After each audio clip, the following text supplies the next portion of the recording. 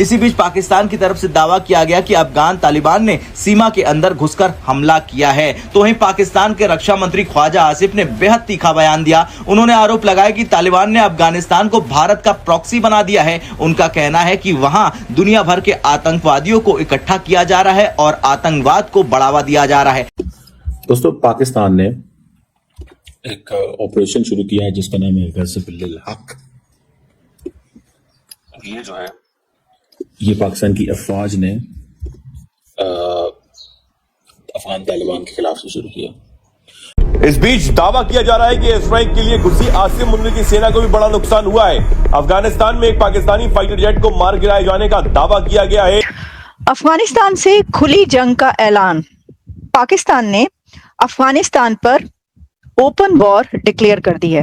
पाकिस्तान के defence minister Khwaja Asif का ये कहना है कि now we are in open war with Afghanistan, और इस वक्त पाकिस्तान और अफगानिस्तान दोनों जंग में शरीक हो चुके हैं। क्या सूरत हाल है? सुना है कि अफगानिस्तान ने पाकिस्तान के ऊपर अब अटैक किया है, क्या सिलसिला है? जी बिल्कुल, ये ब्रेकिंग न्यूज़ है कि अभी थोड़ी देर पहले अफगानिस्तान ने स्ट्राइक किया है पाकिस्तान के बॉर्डर एरियाज को, फ्रॉम चित्राल से शुरू होते हुए नीचे आते जाए ममंद में, फिर खैबर खुर्रम में। पाकिस्तान ने ये ऑपरेशन जो गज़ब-उल हक है, अफगान तालिबान ने जो फायरिंग की कल रात पाकिस्तान के कुछ बॉर्डर पोस्ट पे, एक तो उसकी वजह से किया।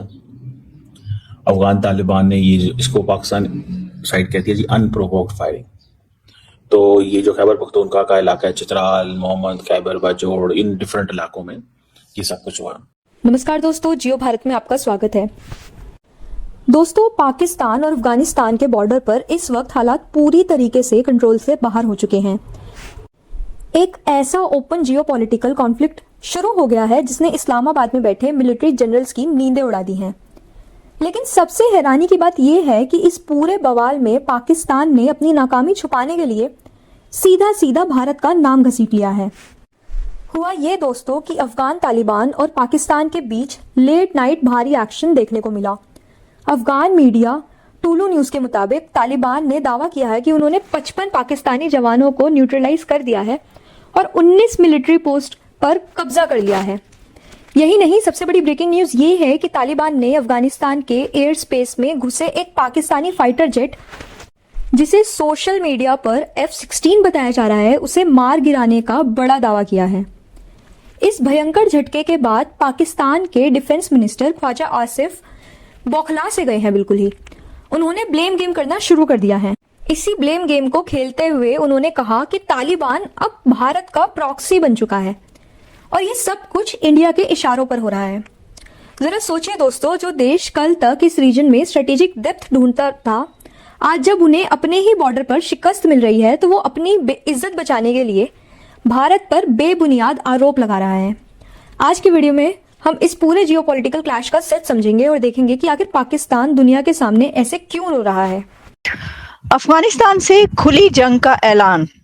पाकिस्तान ने अफगानिस्तान पर ओपन वॉर डिक्लेयर कर दी है।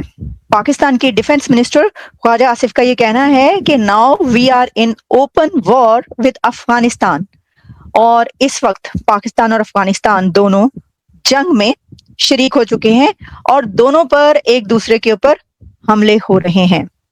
आप देख रहे हैं ब्रेकिंग बैरियर्स आलिया शो 2.0। मैं हूं आपकी होस्ट आलिया। अभी हम ये कह रहे थे कि 2026 बहुत खतरनाक है और देखिए 2026 में क्या होता है।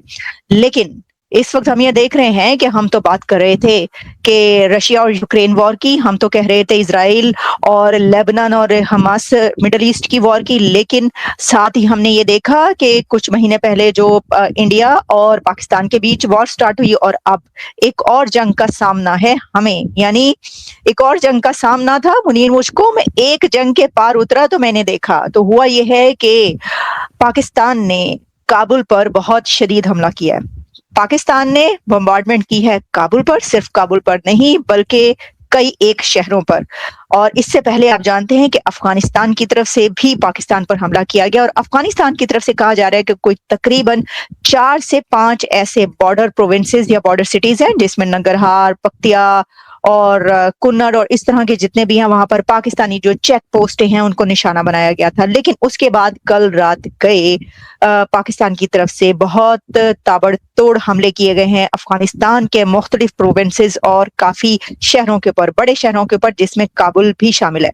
देखिए दोनों की तरफ से जो है काफी जो स्वीपिंग स्टेटमेंट्स हैं वो हैं, काफी बड़े बड़े बयानात भी हैं, लेकिन हम कोशिश ये करेंगे कि दोनों तरफ के आपको जो फिगर्स बताई जा रही हैं वो आप तक पहुंचाएंगे। लेकिन ये बात अपनी जगह पर मौजूद है कि पाकिस्तान की तरफ से कहा जा रहा है कि नारे तकबीर की गूंज में ऑपरेशन गजबुल लिल हक जो है वो उसका आगाज किया गया।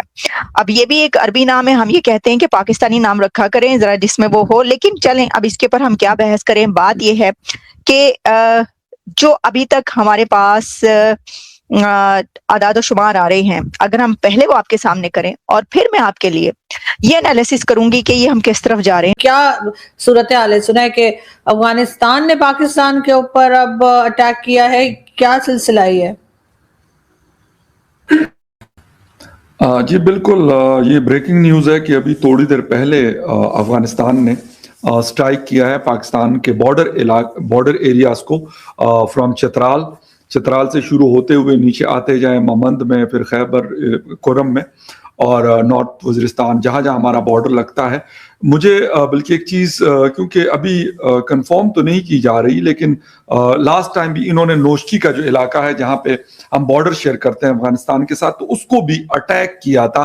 और अभी भी यकीनी तौर पर मैंने आपको पहले भी बताया था जब ये पाकिस्तान ने एयर स्ट्राइक की कि इस दफ़ा इससे बड़े स्केल पर हमला हो सकता है अफगानिस्तान की तरफ से, जवाबी हमला, तो वो उन्होंने किया है। और मेरे ख्याल में रात का टाइम उन्होंने चूज किया है अभी, क्योंकि मैंने एक वीडियो मुझे मिली है अफगान फोर्सेस की तरफ से, उनके पश्तों में उन्होंने कहा है, बाकायदा टाइम और सब कुछ बताया, और ये बोला है कि जो हमारे ऊपर वो हवाई ब्रीथ कहते हैं एयर स्ट्राइक को पश्तों में, तो कहते हैं उसका जवाब देने के लिए हमने नंगरहार और जिस जगह पे उन्होंने अटैक किए थे उसका जवाब देने के लिए हमारी फोर्सेस बॉर्डर पे हमले कर रही है, और पाकिस्तानी जो फोर्सेस हैं उनकी पोस्ट के ऊपर कब्जा किया हुआ है। और मेरे ख्याल में आरजू एक चीज तो बड़ी कंफर्म है, कोई कुछ भी कहे, लेकिन ये एक बड़ी खतरनाक सूरत हाल है। दिन के टाइम